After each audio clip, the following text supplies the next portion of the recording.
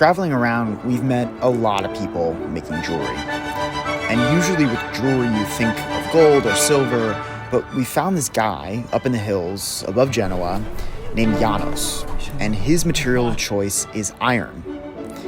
And he makes some really beautiful and unique pieces using this rough and unconventional material to explore how an object can make us feel about ourselves.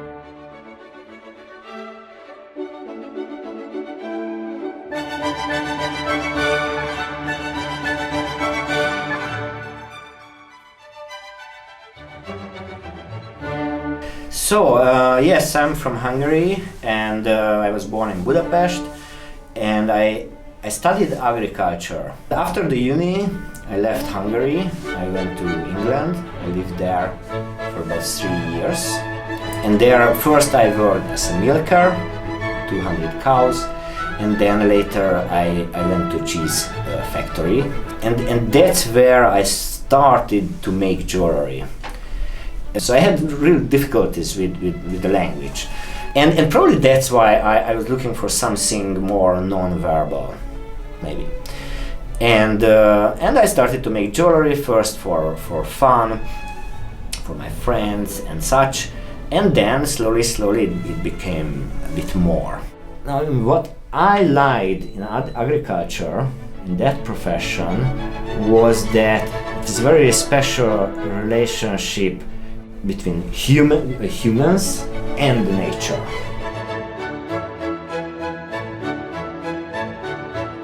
So what is a connection between that and this work is that for me, jewelry making, could be sculpture or whatever, making art is like a very intimate relationship with the world around me, the universe around me, throughout the materials that I use.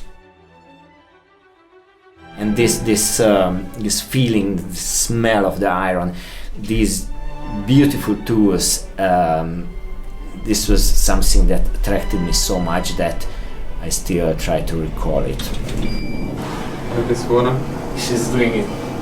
What I do is something that is in between the blacksmith and the jeweler. So, and it's like a hybrid technique.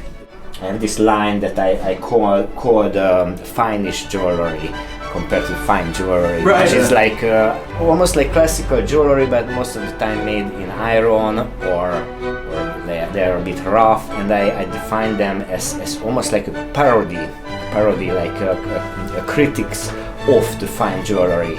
A lot of them about relationships, how one material is related to the other. This stone is hugged by iron, and it gives you some sort of security feeling that it is also protected by these things. So these are these very basic feelings that they can record. This is a special one.